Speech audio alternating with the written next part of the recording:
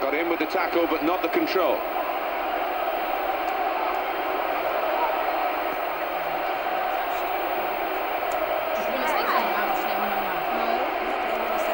It's a waste, really. The attempted pass has gone out as play over the touchline. Seriously, you're just It's fantastic. Oh, look, this one takes over now, isn't it? See, now we're talking. Well played. And the tackler has won it very cleanly. Bit of recovery time here, but he's going to recover. He's tough as all goods out there. What? Why? Now? I've got to be back. kidding me. Who forgot to pay the bill? Well, it weren't me. I paid it last week. It's not my turn. Well, somebody forgot to pay it because the game's not on. We're in darkness almost. Any suggestions? Anybody? Not yet. What are you doing? Don't worry. No, what are you doing? We'll get back. I'm glad that thing's gone. What do you mean you're glad the thing's gone? You ruined my conversation. Who cares about your conversation? The I do. PlayStation is now gone.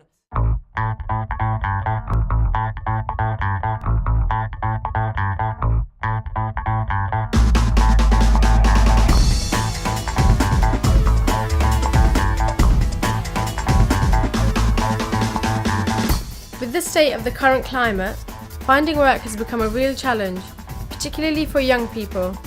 This docu-film has been made to help young people in finding work by providing a practical guide on everything from CV writing to interview preparations, told through the story of 4 friends, Zaina, Misha, Jay and Sharia. I'm so glad you found that £5 today. So full. So am I, otherwise we wouldn't be eating. But seriously, like, what are we gonna do? We can't. You're not gonna find £5 every day. We need to think about getting jobs. I mean, seriously, what are we going to do? I sold the PlayStation and that electricity ain't lasting forever. No, it's not. We're going to have to get jobs. There's no point in screwing your face up. You know, we have to get a job, you know, go to connections, search the internet, do CVs, application forms. You're enjoying this, aren't you? No, I'm not enjoying this. There's no point in screwing up your face. You know, we need money. We can't make quick money.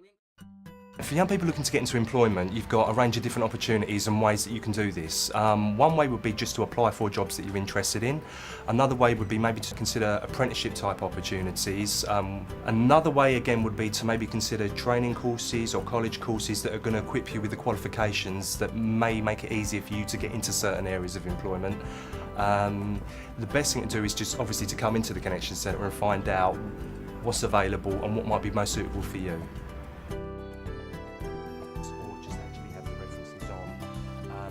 Connections is a information, advice, guidance and support service that's aimed at 13 to 19-year-olds. We run up to 24 years old if that person might have additional needs or some special needs. As a Connections officer, my role involves helping young people to access work and training opportunities, trying to get them into something positive that's going to help them with their future and maybe help them overcome any barriers that they might have in their day-to-day lives.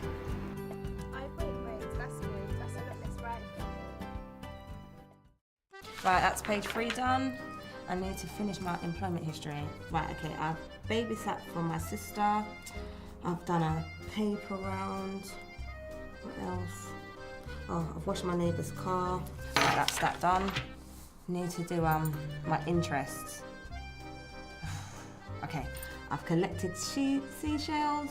You know, I like to study nature. The information we'd look for on a CV, first of all, would be personal details, name, address, contact details. Often people put huge personal statements, how wonderful they are, work in a team, work under pressure, but that's just all opinions, and what we want is to see facts. So what we really want is maybe 5 bullet points about the skills that they have, i.e.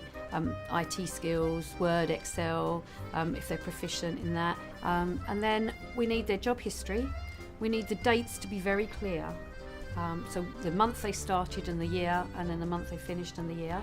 And just duties, what they did in that job. Their reasons for leaving must be in there as well. And if there are any gaps in employment, then these gaps need to be explained. So there's no problem with a gap. If they've gone travelling for 6 months, they need to put, you know, from February till July, you know, travelling. If they've been unemployed for 6 months, they just need to put the dates, unemployed, seeking work. They do need to put their education in, you know, the highest education first and then work backwards, and they need to put grades as well. Always put the best grades first so it stands out.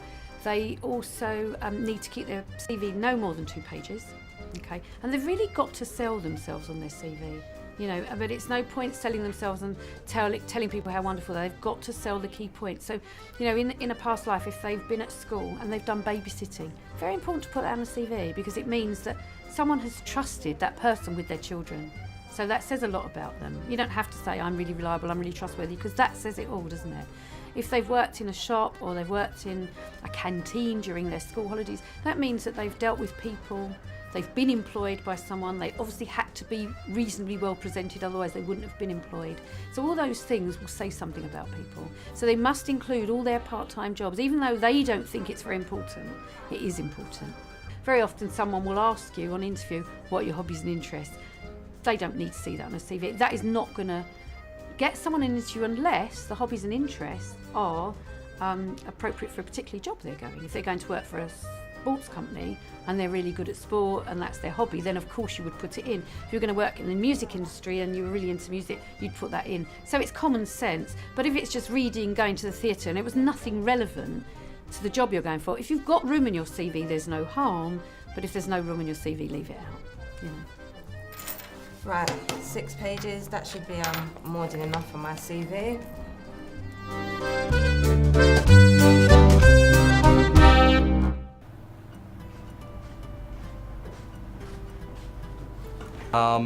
Usually for the young people, which is what we're dealing with, websites that are available for you. You've got Connections Direct, which is our own website. Now on that website you'll have pretty much everything that we do and just a list of different opportunities, things that might be of interest to people looking for work or training. You've also got sites like the Careers Advice website, which is a good site to go on to get things like help with your CV, interview type skills, look for courses in your local area, look for jobs again. You've also got another site called mychoicelondon.co.uk, which again is a similar type site where you can go on, get advice on CVs, interview skills, looking for work, loads of information about different types of jobs, what they involve, things like that. Another site again you might want to use, Job Centre Plus website. They tend to have a lot of useful information and tips on applying for jobs. Yeah, I think that's pretty much it.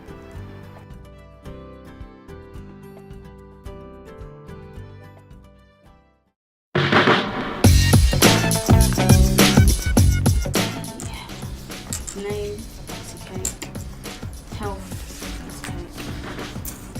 Employment.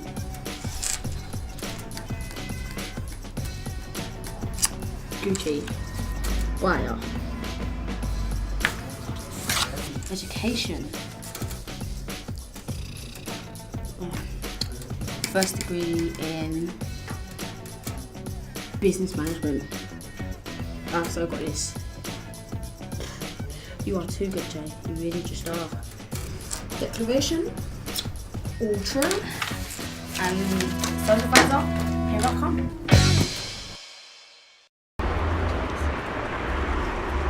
Right, here it goes. It goes nothing, right? Right, got pray for the best, but hope for the best. The best time to apply for a job is probably as soon as you can. A lot of applications are dealt with on a first come, first served basis, and that obviously means that once they get the applications, the processing team will start going through them and then shortlisting the good ones with the idea that they'll invite those people to interview.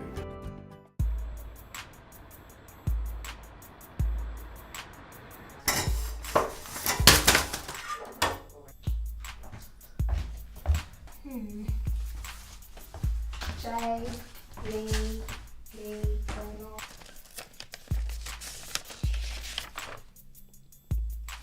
Yes. I knew I'd get it, man. This is child's play. Play to me. I didn't get it. I didn't get the job. After all that hard work.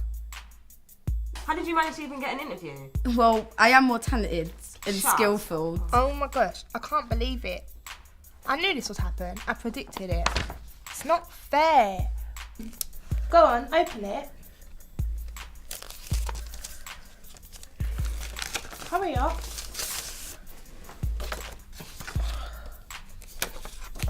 So what does it say? Didn't get it. Oh. Never mind. I guess I can always try again. Guess so. There might be many reasons why you don't get a job. Try not to get too disheartened by it. Obviously nobody likes to feel like they've been passed over or they've missed out on something.